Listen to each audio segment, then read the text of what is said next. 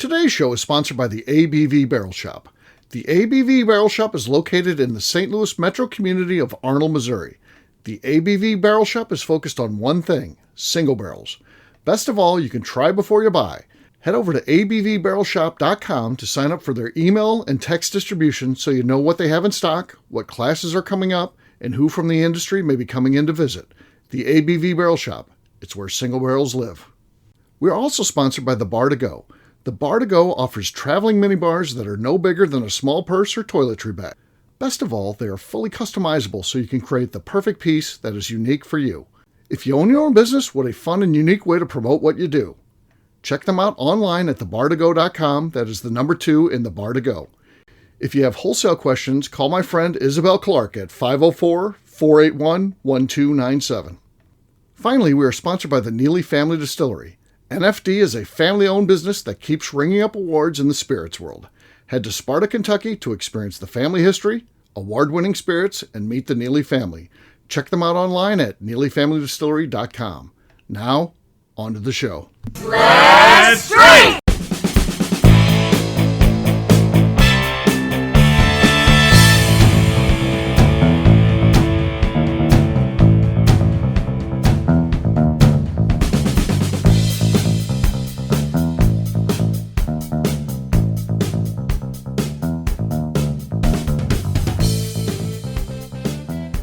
Welcome to the Bourbon Daily, the podcast about everything bourbon delivered to you every day of the week. Today on the show, we discuss what companies we think are dominating bourbon and why.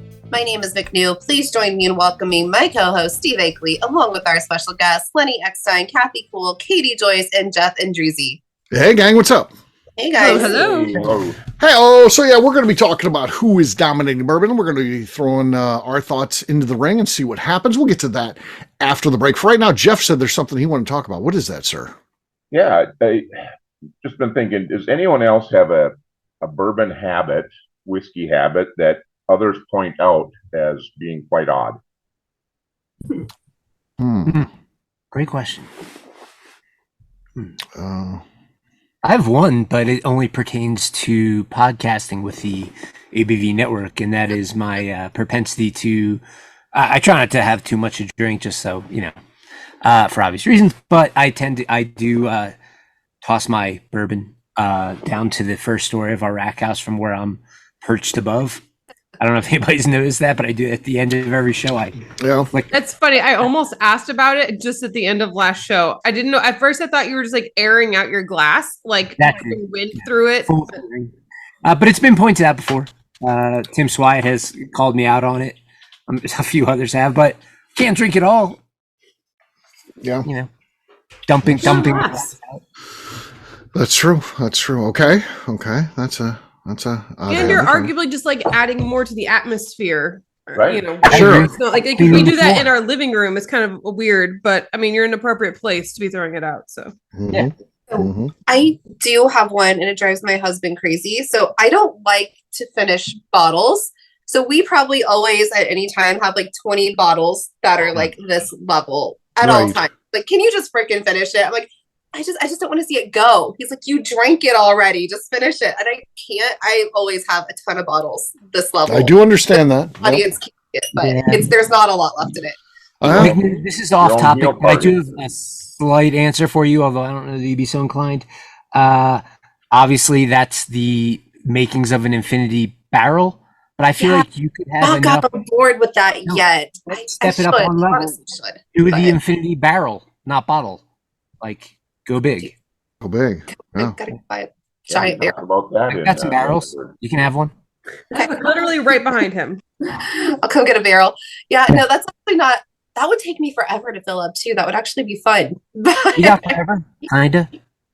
And you could name it McNew, and then you would be happy because it's all about you. I'll be my own blend, McNew's barrel blend, right there. McNew's barrel blend. Yeah, that's true. Barrel. Okay. Think about it. Okay. What else? Does anybody have any weird bourbon habits? Weird things that they do? I overly organize my bottles and all. Oh, that's true. Wow. You do. Yeah, we've heard that story of by style and all kinds of stuff. And, I don't understand how you could possibly begin to keep up with that because you buy a lot of bottles. It's got to be. I do. So that's why that's part of why I moved in December. And well, sure, yeah, I got to move because I'm a little bit overwhelmed with trying to get all the bottles back up and buying new shelving. And then as I place them, I'm trying to like leave at least 50% of the room there so that it's easier to put new bottles in. Because otherwise, I get to the point that I'm having to like shuffle down and move entire shelves, but then you kind of get to dust the bottles as you're going so they stay looking nice as well in the whiskey cellar. And so at least, I mean, it fits in though because I have all my books here in my office in the Katie decimal system. So system. Okay. The Dewey Decimal System didn't quite do. There were a few categories that it didn't work for me, so I created my own. So it fits in. It works. Yeah, you can find it. I had for many years the bad habit of just leaving the bourbon everywhere. So if you come over, you'd see it. It was all over the kitchen, the counters, the island, the living room floor. Yeah. Oh, yeah. Oh, that's a nightmare. I don't have it there anymore, though. I took care of that. I fixed all that. It's best spare bedroom. It's not where anybody can see it anymore that comes over to the house, unless we do keep some out for the bottles that we're currently drinking. So but that would be just to share with guests, nothing out of the ordinary. And all the rest, it's all put away now. So yeah, I organized it, added new shelves. So do you have like a few bottles that like you're going to consistently then? So like each time you want to have a pour, you don't like go look at the entire collection and decide? Yeah, just for like evening pours and stuff. I mean, I'll also drink out of the collection. Some it's a little bit more effort. You got to come up because it's upstairs or downstairs. There's nothing, not a main floor other than those bottles that are used. A lot of them for cocktails and so. Warren likes cocktails, so she's got the cocktail bourbons down there. But I'll drink some of those neat too. Old Foe 100 or something like that is fine. Yeah. I'll drink. That's a Buffalo Trace. That's my. Yeah, something like that. Okay. Yeah. So that's what can be found accessible to guests in the kitchen, but that's really it that you can see anymore. So interesting. So yes, so that was a habit I broke though. What else? Anyone else got words before we go to Jeff? I'm trying to think. I think that probably the strangest thing is that I buy a lot of whiskey, but I also like cocktails during the week. So we'll buy a bottle that's like Wild Turkey 101 rye and use that for cocktails all week. So it's only when I'm drinking neat that I touch the collection.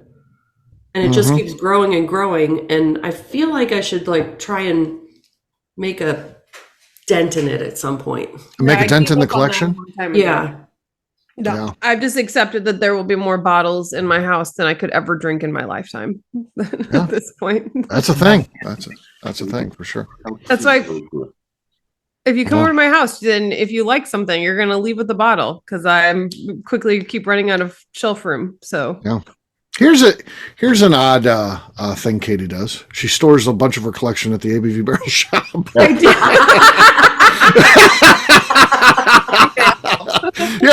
Yeah. She's like, you should go to my South location. I've got a bunch more. That's right. Yeah. I've opened it's a fourth location. Actually, I've got my house, I've got my old office, I've got my current office and the ABV Barrel Shop. So I have 4 locations that I store my whiskey. You don't want to keep them all in one place. That's an insurance nightmare. Exactly. Right? Exactly. Yes. Yeah. This is for insurance, really. I like Steve's insurance to cover the newest bottles. Katie's bottles. Yeah. Well, so we've got that. All right. Jeff, you asked the question. What do you do that's bourbon weird? Yeah, so mine's very similar to yours, Steve. So you guys don't know me very well yet, but I'm married, but my wife still lives in South Dakota, so I'm kind of batching it up here in Minnesota. And I have open bottles next to every place that I tend to sit. I've got one in my living room. This is good. I like it. I've got one out in my little smoke shack. One next to the toilet. Maybe I just don't want to get up and get a glass, so I'm just lazy. So I'm just going to take a pull right out of the bottle. And, okay. I like the efficiency and my kids of see that, stuff. and they laugh like at it. me. Yeah, it's like it becomes occasion whiskey. This is cool. Like you've got this is my porch whiskey. This is my living room whiskey. This is my shower whiskey. I like it. This is good. Exactly. There's none in the shower yet, but dang it, that sounds like a good. Will be. There you go. There's the next one. You could literally just do like a bar crawl through your house. If you're bored some Saturday morning, you're just like, well, bored on the couch. What's on the porch? What's in the smoking shack? You got to explore the whole house. I think that says a lot about the rest of us that we're excited about this situation rather Right? than Right. thought about this. This is a good way for me to work on my collection. It is. Yeah. It is. You just Who thinks that's weird? ready for a poll? Go ahead. Yeah. Yeah. There you go. On that note, guess what, gang? It's time to drink. What is everyone drinking? Let's start with KK. KK, what do you got? I am going to open up this Boxing Bear from Middleton's. All right. Is that number one there? This is Winterbound. Winterbound. Oh, that's number two. Yeah, his bottles don't really Wow. do much on the. That was bad. Well, there was lots of slosh there, too. Can't blame Demetrius on the slosh there. That's was all true. form. That was form. That was bad form. So, yeah. We did hear it, so technically you have the lead right now. I'll go next. I've got Buzzard's Roost. This is our single barrel from the ABV Barrel Shop. I bought this myself as part of our world record. So it's part of the 46 that we sold in an hour. So here we go. Swat on the set. Oh, loud squeak. And a squeaky pop. It's got the lead. I hope that doesn't win because it was that bad where I don't even want that to win. That'd be embarrassing. So we'll see if someone can beat that. Jeff, you can go next. What do you got? All right. I've got some Horse Soldier barrel strength. And as Steve knows, I am a sucker for an autographed bottle. So this is signed by one of the Horse Soldiers himself. Mm-hmm. Okay, that's the lead. Nice. Very cute. Very cute. Yeah. Sounds like one of those little guns that you get at Old Country Buffet or whatever they used to be. Or no, Little pop guns. Yeah, the pop guns. Yeah, sounds like one of those. So, yeah, not Country Buffet, whatever that country place is. Cracker Barrel. Cracker Barrel. That's it. That's it. Okay, McNew, you're next. What do you got? I have some Buzzard's Roost. It's a toasted American oak. Okay. It's my almost gone bottle. Okay, more desk than pop. That was decent though for an almost gone bottle. Yeah, it was a lot. It was decent. If she wouldn't have hit the desk, she could be in the mix, but we had to subtract significant points. Lenny, you're next. I've got a bottle of Still Austin Cast Strength bourbon. Okay. Not enough to overtake Jeff and his pop gun pop. All right. Last but not least is Katie. Katie, what do you got? I've got some two-bitch bourbon. Oh, nice. We just picked a new barrel of that. And this is I've not opened this bottle before, so fingers crossed. Oh no. Oh, man. Poor Jeff. No. Oh, man. Got him. Robbed. You were robbed. Check your pockets, Jeff. You were man. robbed. You were robbed. So Katie wins.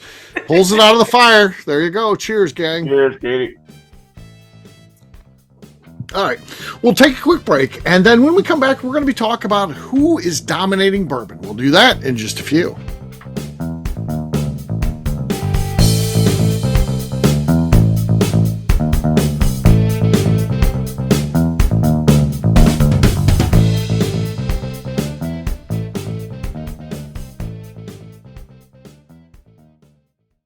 Okay, let's talk about the people that make these shows happen. First up is the Stave and Thief Society. Via their in-person class at Moonshine University in Louisville, Kentucky, the Stave and Thief Society is the place where you, a bourbon enthusiast, can expand your knowledge and emerge an executive bourbon steward. In 2017, I completed my executive bourbon steward certification. It's the most comprehensive bourbon certification available and connects you with an expansive network of bourbon enthusiasts and professionals.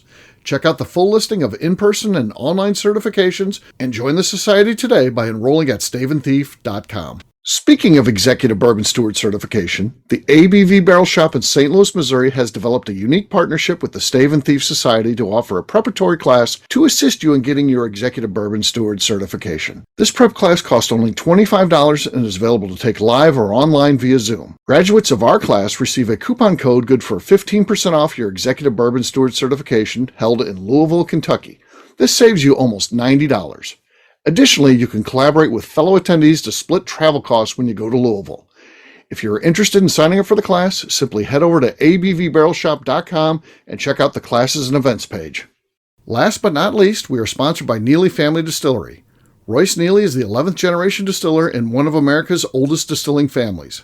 A visit to Neely Family Distillery takes you through family history, where you can see all the artifacts and newspaper clippings through the years from this family that started distilling in America after James Neely arrived from Northern Ireland in 1740. Today, Royce Neely and his team are crafting some of the best spirits in America. Their bourbon and absinthe offerings keep winning top honors in the spirits competitions. Recently, their absinthe made history as the first platinum winner in the absinthe category at the San Francisco Spirits Competition. Neely Family Distillery is definitely a bucket list destination if you are a bourbon fan. Learn more about their spirit offerings, visiting their facility, and the awards they have collected over at NeelyFamilyDistillery.com.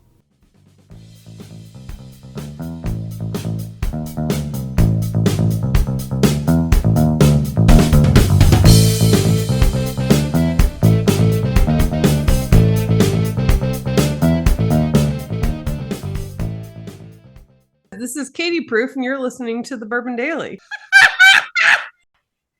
Welcome back to the Bourbon Daily. Today we're talking about companies we think are dominating bourbon. Yes, we are. So who's dominating bourbon right now? Buzzard's Roost. Buzzard's Roost. I agree. Yep. Buzzard's Roost is killing it.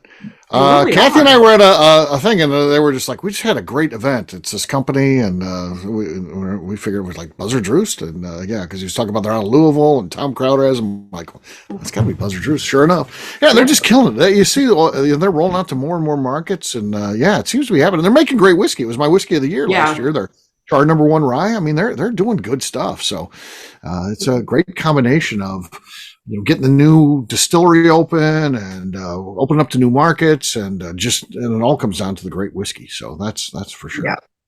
Yeah. I would say someone that is dominating bourbon right now is a company that markets itself as a Tennessee whiskey, and that is Jack Daniel's. I think they're killing it with the stuff they're doing. It just appeals to the 10-year-old, the 12-year-old, and the single malt, and the bottle and bond stuff. And yeah, they just keep coming out with these new shifted, and it's a good shift. Yeah. It's definitely good. I had jotted down Jack Daniels because it's just, me too. We were just there, and they admitted they're we took the tour, and they first thing they say is, we're actually bourbon, but we just don't call ourselves that. That's not what they used to do. But now they're on the bourbon train here. They're the highest selling global brand, bourbon brand. Yeah, like American whiskey. I think, like, obviously that's got its own accolades, but like, the fact that such a large brand has, I mean, in my take, maybe yours as well, has like kind of turned a corner and like went from kind of like mundane, like it was always fine, but all of a sudden they're coming out with just like bangers left and right. Oh yeah, that cast strength rye, the one that we just selected, is great stuff. They've got like 10 products in the last 2 years that are fantastic. Yeah. Yeah. I think they crazy stepped it up. Worth noting for sure. Yeah. I will say I actively didn't want to like any of their product. I wanted to hate it, and some of the better stuff they put out, I'm like, gosh darn it! I'm like, it's actually good. Right. Well, you can't just base it on the standard, the Jack. No, I think part of it is the trauma from teenage standard Jack Daniel's drinking, and then the fact of that it's just everywhere in like cheap venues. You're like, what whiskey do you have? Like, we have Jack, and I'm like, nope, literally anything else, please. Like, in those cases, you do want literally anything else. But today, I tasted Darren's. The barrel pick they had in the gift shop there when you guys were there. Yeah. It's delicious.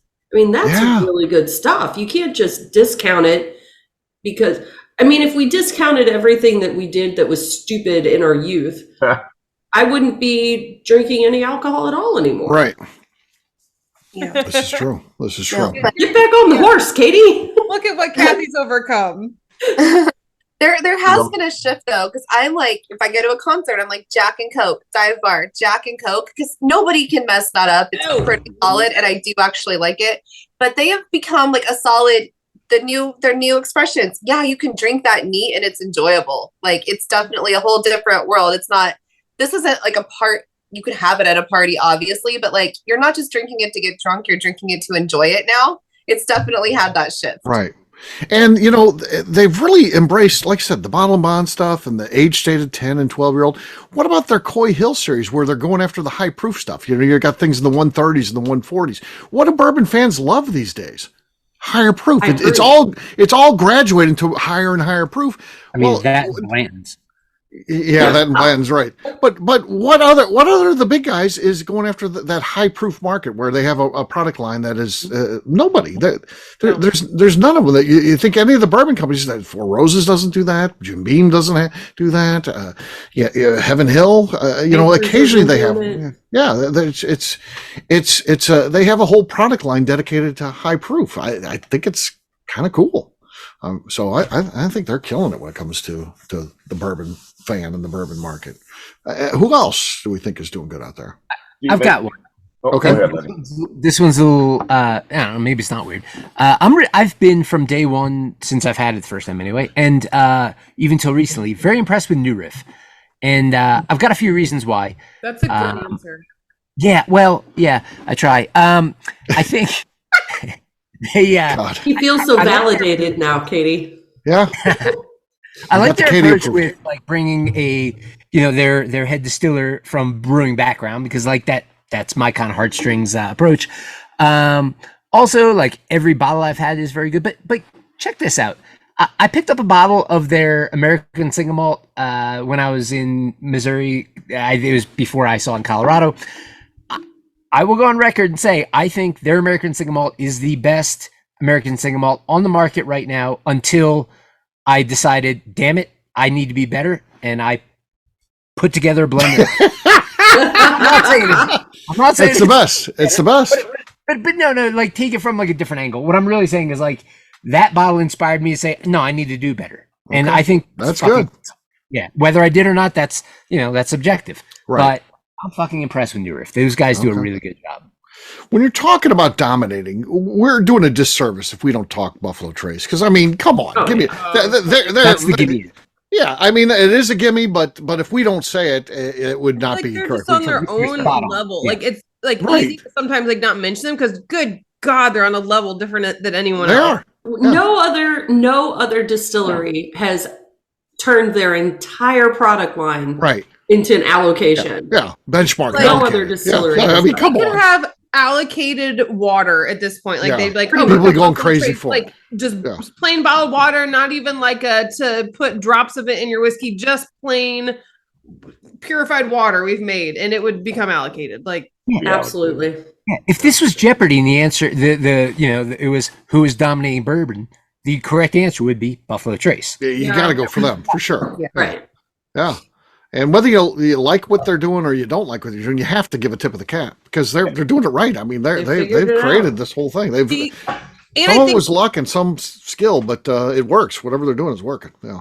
I think a big part of that makes them different too is that for this question, part of what I'm considering is one, that the product's good, two, kind of what they've developed in the offerings, but the three is the advertising and that I can find it in normal places. Like you'll see a good Jack Daniels in places, or the New Riff did a fantastic job getting their bottles into ordinary places, which then surprised me that I'm like, wait, you have that here? Like I'm at a arena for a football game. Like, what is this doing here? That kind of situation.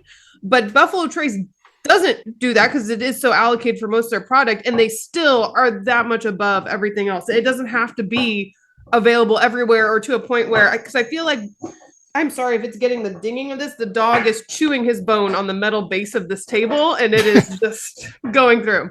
Sure. So I feel like Bullet had a chance, like they were kind of on the trajectory there, but then fell short.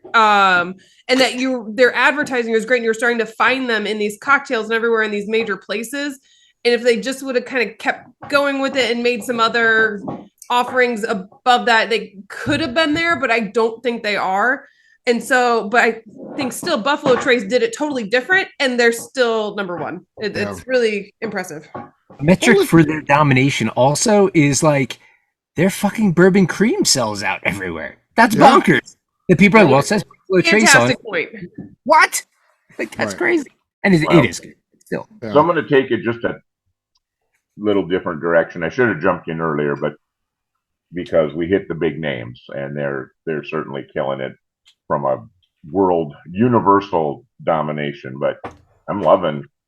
This is not because Lenny's on the show, but I'm loving all the Colorado distilleries. There is something about those that hit my palate. I told Steve this week when we were traveling, I said, Deerhammer doesn't make anything that I don't love. I mean, it's not true. I can. I make some bullshit. You just haven't had it yet. I haven't had it yet. I haven't. Yeah, I don't really. I have not bought anything from Deerhammer through Steve or wherever that I didn't love, and there's others out there. $2.91. I mean, there's just some stuff going on. So it's in the air, it's in the water, it's in the temperature. I don't care. I'm loving it myself, and keep on a roll, man. Yeah, there is some badass stuff happening in Colorado, and I'm pretty proud to be. They should make a movie about all of it. Yeah, somebody should. Be a movie. Yeah, somebody should. You know what's cool out here, in my opinion, and it kind of harkens to what I was thinking about New Riff. I think that there's a lot of first of all, I do believe that we might be the friendliest state to one another. And I think that some guys early on set that standard, and no one wants to buck that. It is like super nurturing scene, but everybody also is so inspired by one another. They keep like stepping their game up, and it's pretty cool. That's good. I'm going to be controversial and throw out MGP just because of their acquisitions. Well, yeah. I mean, you look at who's winning all the gold and double gold medals and all that. I know the companies are saying we're winning this, but in reality, they're winning them with MGP made products. So, yeah. And in that way, the same vein, Barton 1792. No one would say they're dominating anything or anything like that. But many of those brands, if they're not MGP, they're going to be Barton. It's going to be one of the two. Mostly MGP, but the 30 to 40% that's not MGP is probably going to be Barton. If you're looking for older stock whiskey, it's Barton then. Yeah. So yeah, and Kathy, I think to echo your point a bit, be it MGP or Barton or some of these guys are really doing a great job. They are both they're like putting out amazing whiskey, but they're also like, in my opinion, kind of like behind the scenes debunking those who say blend it. Well, this is a longer conversation, but the short of it is, no shit. It's easy to put your blend tastes amazing. You made a blend from amazing whiskey that came from that distillery. Right. There was very little bad stuff that you had from them. So of course that whiskey is going to win medals. To your point, Steve, like they make amazing stuff. They do. Another one that I don't know that's dominating by the sales numbers or all that, and maybe sometimes genius you don't pick it up till later. And I think that Todd Leopold is a guy who, because he does things his own way, because he is unique, and I don't know that he gets the appreciation he really should get, because he is maybe the best distiller in the country. Todd Leopold might be the guy. I mean, it's one of those things. Like I love his stuff so much that I get a little nervous if other people find it. Are you keeping Todd Leopold? Yeah. Yes. I kind of want to. In Colorado, everybody knows here. There's no question about it. I hope so, but I don't know. I of course famously had a heated conversation with one of the most respected just fans of whiskey in Colorado, and he says Colorado whiskey, Kentucky bourbon. I think it's a deeper conversation than that, but I know what you mean, Steve. And I said, well, how, it's like was this Arlo? Yeah. No, but I mean, that was his take, and to me, that was kind of weird to me, because we like to hold up the people that are doing it right, like in St. Louis, we hold them to the highest standard. That's to us, that's the benchmark. And we love Kentucky bourbon, and like anybody else, and that's the king of bourbon.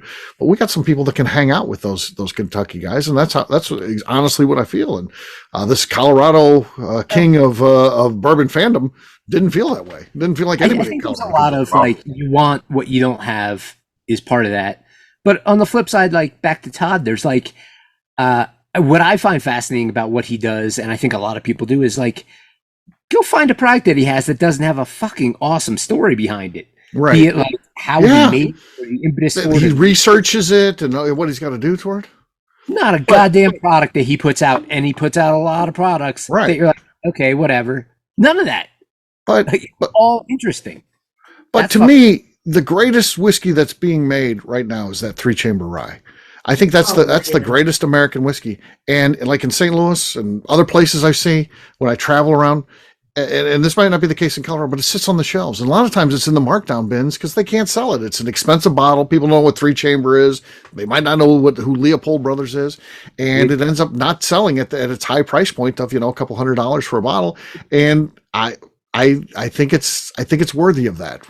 I think it's there's a lot more people buying other brands at $200 a bottle that aren't as good as that Leopold 3-chamber rye. I mean, if it was Buffalo 3-chamber rye, fucking forget that. Yeah, that's what they're working on next. Yeah, Jeff, you got to try that. You got to try that 3-chamber rye for the first time. 3-chamber. I don't remember who brought it, and I should because I got to send them a thank you card. Even though Steve Von Nieters brought it. Von Nieters brought it, but and shared it with everybody. And it That's was generous, unbelievable.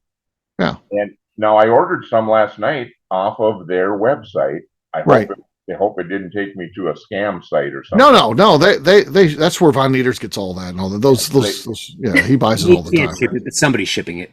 Somebody's shipping it. Yeah. Yep. So I ordered some last night. They had some, and it spectacular. It's just. We always like to say, what tasting notes do you get from that? And the answer is yes. Because they're all there. It's sweet, savory, floral. It's all there. I got a buttered Pop-Tart on the third sip. Yeah, there you go. Buttered Pop-Tart. Yeah. I'm sure you can get that. I mean, that's fancy if you can get buttered Pop-Tart. That is. I think so. The height of tasting notes. I think so. All right. Well, we'll wrap this one up as we always do by talking about where people can find us. Jeff, we're going to start with you. Where can people find you? Yeah, you can always find me on Instagram, Facebook, X, Cigar Dojo, Jeff Andreezy, 2 I's, 2 Z's. All right, Katie. You can find me over on Instagram at Katie Proof. Kathy. You can find me on Instagram at KK Cask Strength. Lenny. You can find me and the rest of Deer Hammer on social media at Deer Hammer on the webs at deerhammer.com, where you can order our bottles shipped to your door from somebody that's not actually me. And you can come visit us in beautiful Buena Vista, Colorado. I'm also on Cigar Dojo. McNew. I'm on Instagram at McNew ABV. For me, I'm an easy guy to find. I'm at Steve Akeley on Twitter, Instagram, or Facebook. I've got a website, steveakeley.com. We've also got a company website, abvnetwork.com. Check that one out. Everything that we do is out there. Previous shows, blogs, so much more, abvnetwork.com. Come by and see us. The ABV Barrel Shop. We've got a lot going on. We always have visitors coming in. Like over the next couple of weeks, we've got Royce and Becca Neely. We got Lenny coming in. We got Demetrius Kane coming in. So you just never know who's going to be stopping by, going to be doing a class. You can check out what we have going on over at abvbarrelshop.com. McNew, anything else to say before we get out of here? I would like to remind the audience to please give us a 5-star review. That includes comments. It helps new people find the show, which is very important to us. And if you like what we're doing, we ask that you please visit our Patreon page at patreon.com/the ABV Network. Great job today, gang. For audience, we'll have a brand new show for you tomorrow. Looking forward to that. Until then, take care, everybody. See ya. Bye. Bye. Bye. Peace.